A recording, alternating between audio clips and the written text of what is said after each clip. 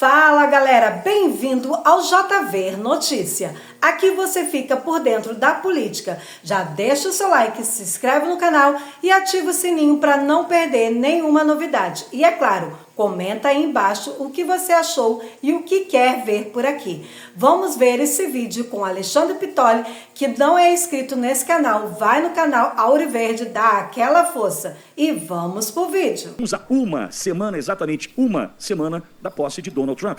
E aí, o que diz? Vai ou não vai, Bolsonaro, João? É aguardar para ver, viu, Pitoli? Mas o advogado e ex-chefe da Secretaria de Comunicação Social de Jair Bolsonaro, Fábio Weingarten, afirmou no sábado que o ex-presidente Jair Bolsonaro apresentará ao ministro do STF, Alexandre de Moraes, o convite que recebeu para participar da posse do presidente eleito dos Estados Unidos, Donald Trump. Abre aspas. A defesa do presidente Bolsonaro fornecerá e cumprirá as exigências do ministro Alexandre de Moraes, juntando aos autos toda a competente documentação. Fecha aspas. Bom, na sexta-feira, Bolsonaro solicitou à corte a autorização e a devolução de seu passaporte para viajar aos Estados Unidos em 17 de janeiro e retornar ao Brasil no dia 22. A apresentação do convite foi requerida pelo magistrado para analisar o pedido. A cerimônia que marcará o retorno de Trump à Casa Branca está marcada para o dia 20 de janeiro. Weingarten afirmou que o ex-presidente Jair Bolsonaro foi convidado para a cerimônia mais seleta com os mais próximos de Trump. Disse também que Bolsonaro poderá levar um acompanhante, que será a ex-primeira-dama Michele Bolsonaro. O ex-presidente teve o passaporte apreendido em fevereiro de 2024 durante a Operação Tempos Veritatis da Polícia Federal, que investigou uma organização suspeita de planejar uma possível tentativa de golpe de Estado. Eu pedi para o Edson colocar aí na tela o convite que Bolsonaro recebeu por e-mail e publicou nas redes sociais. No convite que foi enviado por e-mail, o cerimonial convida Bolsonaro e um acompanhante em nome do presidente eleito Trump para participar da cerimônia e do tradicional baile inaugural que será na mesma data. E aí, Pitoli, causou toda uma repercussão nas redes sociais, muita gente dizendo, por conta do pedido de Moraes para apresentar o convite, que esse convite era falso, que era um e-mail automático de um cadastro que Bolsonaro teria feito em um site que de fato existe, mas nada disso é verdade, tudo não passa de fake news das redes sociais. Agora, Olavo, o que Moraes pensa que Bolsonaro estava blefando? Tipo, será que recebeu mesmo o convite ou ele quer dar uma passeadinha nos Estados Unidos, passar frio em Washington? Né? O que é? Ou já é também uma ideia de retardar, né, a decisão inviabilizando a ida do presidente Bolsonaro, porque tem essa também. Nós acompanhamos, quando do falecimento da mãe do presidente do PL, Valdemar da Costa Neto, que o presidente Bolsonaro recebeu autorização para ir até o velório em cima da hora, inviabilizando, né, o velório e o sepultamento da mãe do Valdemar. Mais ou menos assim, eu deixei, ele que não conseguiu. Né? Qual a leitura que você faz diante desses absurdos que a gente viu rodando nas redes sociais durante o final de semana, Olavo? O pano de fundo é, Bolsonaro pode fugir, permanecer nos Estados Unidos, que é uma balela sem medida, né? Uma história assim, sem qualquer veracidade. Ontem eu tomei o cuidado de ouvir algumas pessoas de esquerda, até posições pela imprensa, a posição da esquerda é que Alexandre de Moraes não deve permitir a ida de Bolsonaro, porque Bolsonaro teria um risco gigante de fugir para os Estados Unidos. Como disse, essa questão do risco de fuga é uma verdadeira piada. Nós não podemos esquecer que, além do falecimento da mãe de Valdemar, Bolsonaro ficou proibido de conversar com Valdemar durante o processo eleitoral. Está proibido. Mas durante o processo eleitoral, o que foi uma ingerência absurda dentro do processo eleitoral. O que se busca em relação ao Bolsonaro, e para mim é algo patente dentro do judiciário, é uma fritura, é um desgaste no extremo. E esse pedido, né, assim, numa leitura natural, ele pediu o convite, significa que ele vai deixar, se fosse para não deixar, já teria indeferido de pronto. Não, esse não é o judiciário brasileiro. Tem mais coisas entre o céu e a terra. Walter, você entende que é um postergar, procrastinar, deixar para depois, inviabilizar a ida do presidente Bolsonaro, era tentar mostrar que poderia ser um blefe? Como é que você faz a leitura dessa jogada aí do ministro, do ministro Alexandre de Moraes, Walter? Walter, não estou te ouvindo. Está me ouvindo? Agora sim, pois não, Walter. Eu entendo que isso nos permite ver a realidade, por mais difícil que ela seja para nós, de aceitá-la. E que Bolsonaro é um preso político. Bolsonaro tem os seus direitos restringidos. Bolsonaro não pode viajar, ele não tem a liberdade constitucional de ir e vir. Esse Bolsonaro não pode falar com Valdemar. Bolsonaro não pode ir para o exterior. Essa história que a esquerda inventou, que diz o Olavo é uma palhaçada, e é mesmo, né? O João estava lendo aí nos trending topics do X, desse final de semana, está os assuntos mais falados, né? Tá essa ideia de que Bolsonaro utilizaria isso para fugir do Brasil. Gente, isso é tão ridículo. Porque se o cara quisesse, ele atravessava a fronteira ali do Brasil com o Paraguai, em Foz do Iguaçu. Ou vinha aqui ao Rio Grande do Sul, atravessava ali Santana do Livramento. Ou ia lá ao Mato Grosso e atravessava lá em qualquer outro lugar. Aí pedia um asilo, ou ia ali no consulado da Itália. Ele não tem cidadania italiana? Pediria um asilo? Então, se quisesse ter feito isso, eu teria feito. Não, é absolutamente ridículo esse argumento de que tem que prender, esse é o desejo, né? É o fetiche número 1 da esquerda, porque eles querem igualar Bolsonaro a Lula, de qualquer forma. Como Lula foi condenado e foi preso porque cometeu crimes, eles precisam inventar um crime para igualar, já que eles são da turma do igualitarismo, eles precisam igualar Bolsonaro a Lula. Who else can we expect at the inauguration of Donald Trump? Brazil's former president Jair Bolsonaro, El Salvador's president Nayib Bukele, Hungary's Prime Minister Viktor Orbán, who by the way is currently holidaying in Kerala in India. Also Ukraine's President Volodymyr Zelensky, he too has got an invite. So many influential figures will be in attendance. This inauguration is shaping up to be a high-profile event. Reports say they've run out of invitations. Trump's team has stopped offering tickets to major donors. They don't have any room for more. Even seven-figure donors are on wait lists. So even money cannot guarantee you an invite. Brasília está vivendo momentos de grande tensão. A situação parece cada vez mais crítica e, o que tudo indica, estamos diante de uma verdadeira crise sem saída. No vídeo de hoje vamos detalhar tudo o que está acontecendo e quais podem ser as consequências. Fique até o final para não perder nenhuma informação. Não se fala em paz nesse país. O presidente da República, de cada 10 palavras dele, ele fala 8 do governo anterior e do presidente que o antecedeu. E o Poder Judiciário jogado nessa lama.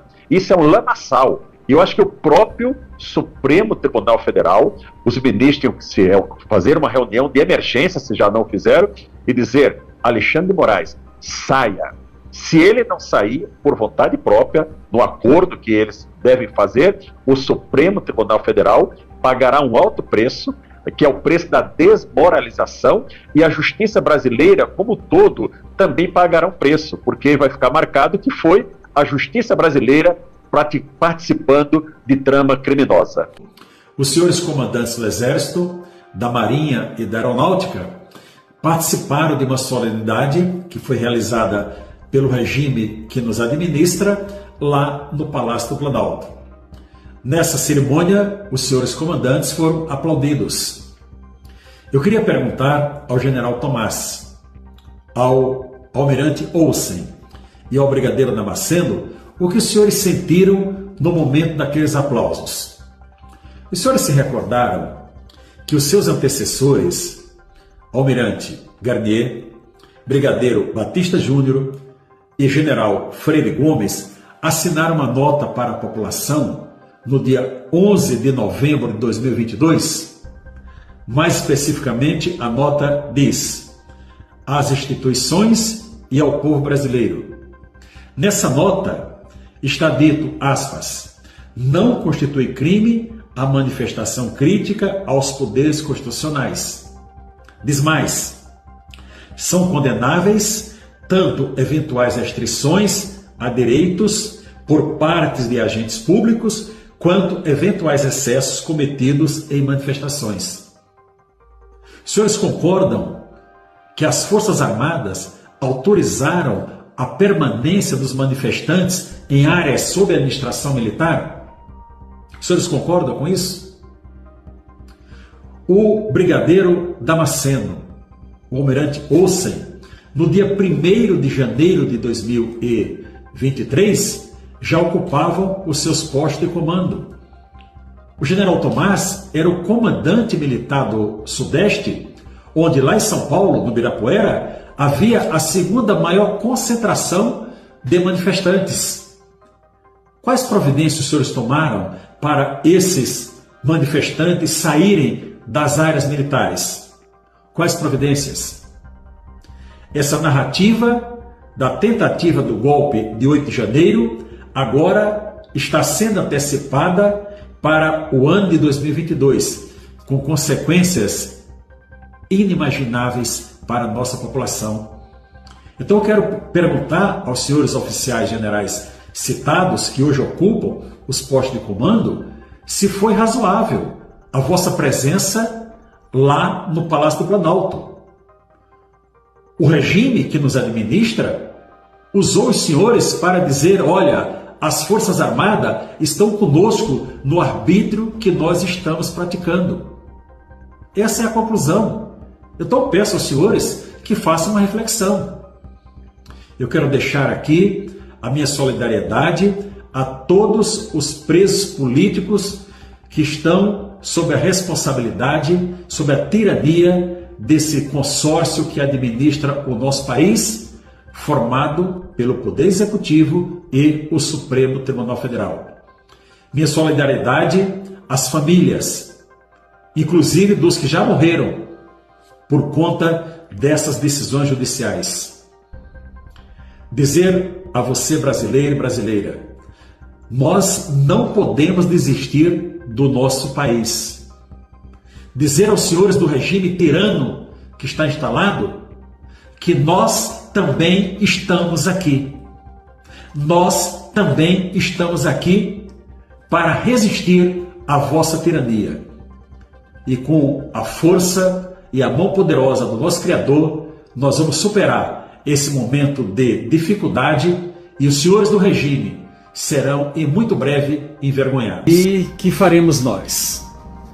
Eu já tenho dito publicamente que o Congresso Nacional tem que parar o Supremo Tribunal Federal. A cada dia, uma decisão que causa espécie na população é divulgada pela imprensa. Há um tempo atrás nós falávamos só de Alexandre de Moraes, que é um juiz arbitrário, é um ser que não sei nem como adjetivá-lo, não é? Mas ele tem prazer em ser o que ele é, um algoz, né? Um tirano.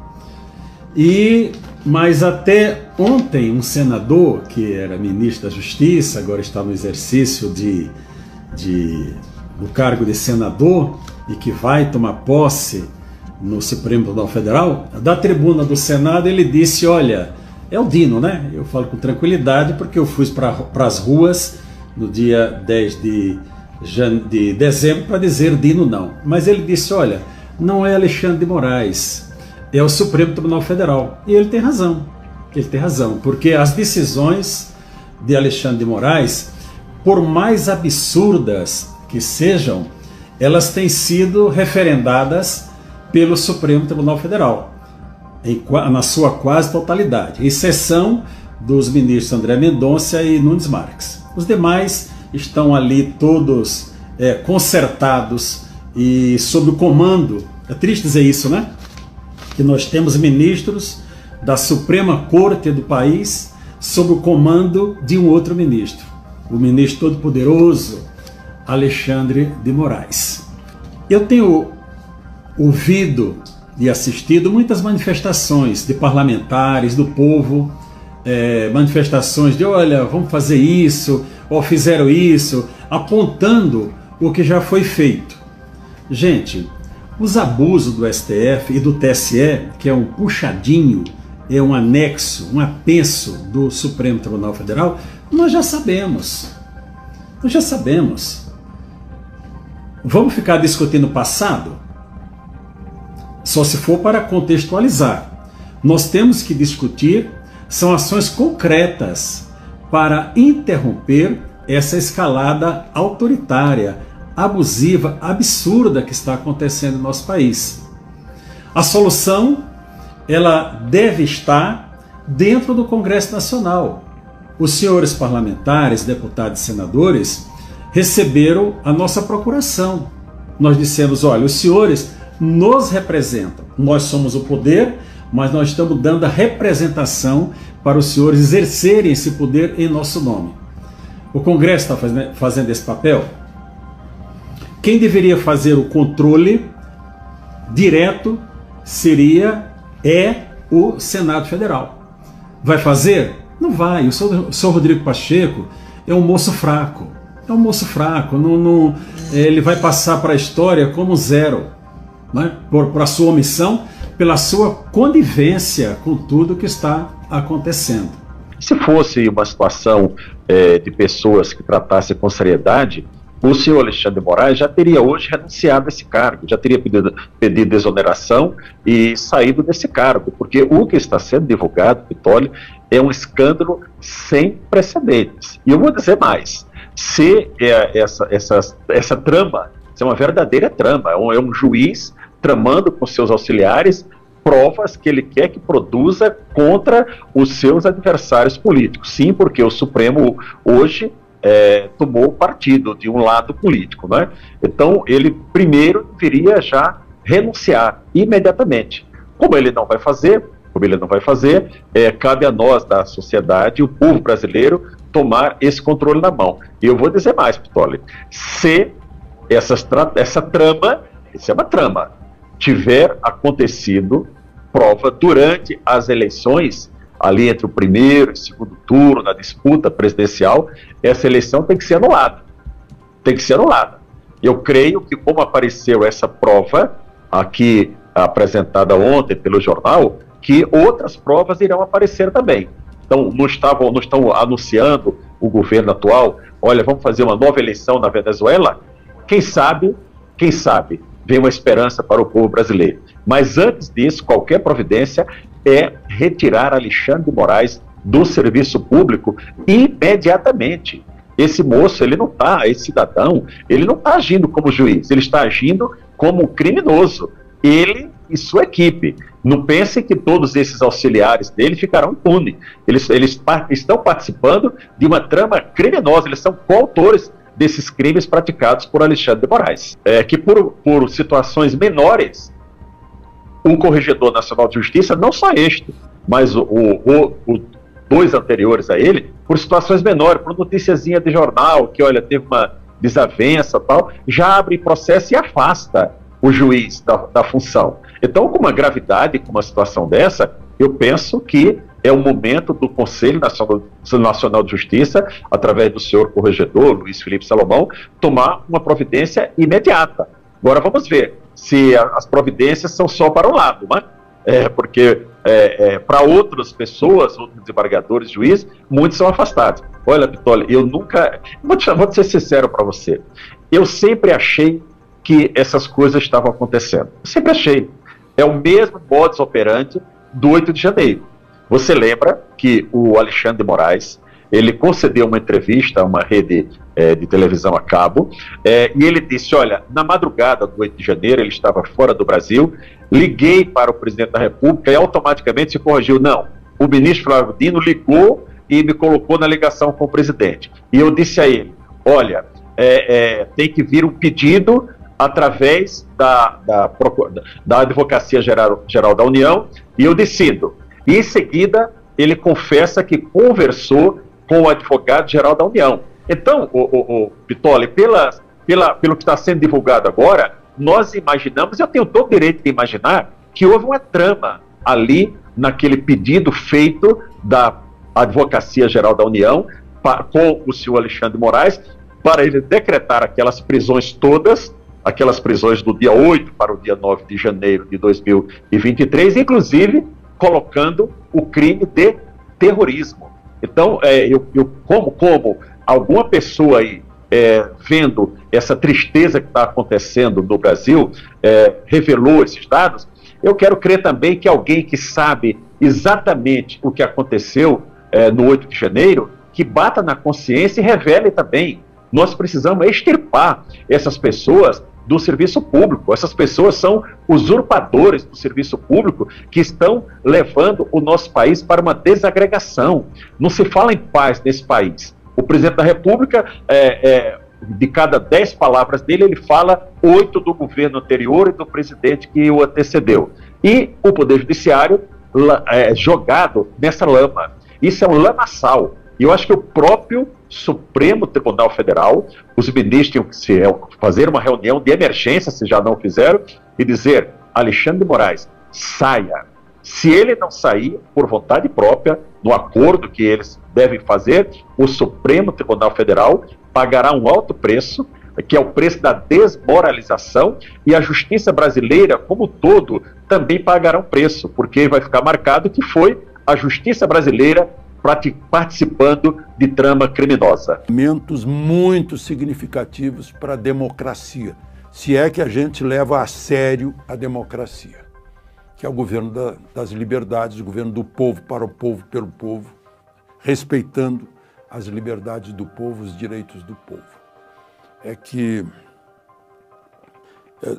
no dia 8, quarta-feira, vai haver uma manifestação pela democracia. E 2 dias depois, o Brasil vai avalizar uma posse antidemocrática na Venezuela. Ilegal. Né? Vai tomar posse quem perdeu a eleição, e não quem ganhou. Quem ganhou a eleição foi para a Argentina. E teve uma recepção maravilhosa na Praça de Maio, na frente do Palácio Presidencial, da Casa Rosada. O presidente Milei levou o vencedor da eleição embaixador Edmundo Gonçalves, que já foi embaixador da Venezuela em Buenos Aires, portanto tem afinidade com a Argentina, e teve uma recepção calorosa do povo argentino na Praça de Maio, neste domingo. Domingo, sábado, neste fim de semana, enfim. Eu trabalhei 3 anos na Argentina e vi raros momentos em que a Praça de Maio enche. E esse foi um deles. Ministros do governo argentino acompanharam o vencedor da eleição. E eu estou falando vencedor, não é da boca para fora. Isso foi atestado pelo Centro Carter, pela ONU, pela União Europeia, né, pelos observadores do Acordo de Barbados. Antes da eleição, a Venezuela propôs que se fizesse uma reunião em Barbados. Aliás, foi a Associação de Países Caribenhos e Latino-Americanos que patrocinou isso. E lá estiveram todas essas entidades. O Centro Carter é insuspeito, porque lá atrás avalizou um plebiscito que aprovou Hugo Chávez. Então é insuspeito. E a oposição pôs um fiscal em cada sessão eleitoral que não saiu de lá antes de obter a ata. Obtiveram 83,5% das atas. E esses 83,5% mostram que Edmundo Gonçalves fez 67% dos votos e Maduro fez 38%, se não me engano, 30% dos votos. Então, não há o que discutir a respeito dessa eleição. E, no entanto, o Brasil, mesmo depois, o governo brasileiro, o Itamaraty se pronunciou dizendo que Maduro não estava seguindo os compromissos do Acordo de Barbados, que era de uma eleição limpa, né? Lula disse que só reconheceria o resultado da eleição vendo as atas e não recebeu as atas. O PT reconheceu de cara, né? Entidades esquerdistas brasileiras, como a Associação Brasileira de Imprensa, pediram para o governo brasileiro reconhecer. O governo brasileiro não falou nisso. Lula e Celso Amorim foram xingados por gente do governo, por governistas da Venezuela, partidários de Maduro. Mas o governo brasileiro anunciou que vai ter a embaixadora Glivânia, vai estar presente avalizando o ato de posse do perdedor. Uma posse ilegal no dia 10. E a ironia, grande ironia, 2 dias antes, Lula vai promover na Praça dos Três Poderes, no Palácio do Planalto, uma festa da democracia no 8 de janeiro. E 2 dias depois, vai negar a democracia ao avalizar a posse de Maduro. Pobre embaixadora, que é uma excelente diplomata de carreira, brilhante ministra de primeira classe, Glivânia Maria de Oliveira, nascida em Monte Carmelo, Minas Gerais, com alto curso de teoria política na London School of Economics, né? Lá no altos estudos do próprio Instituto Rio Branco, ela fez uma dissertação sobre a busca de maior democratização das instituições decisórias internacionais. Agora ter que cumprir essa missão, que é uma triste missão para o Brasil. É a oportunidade. Deixa a sua opinião nos comentários e não esquece de curtir o vídeo, de se inscrever no canal e ativar o sininho para não perder nenhuma atualização. E muito obrigado pela tua presença e até o próximo vídeo.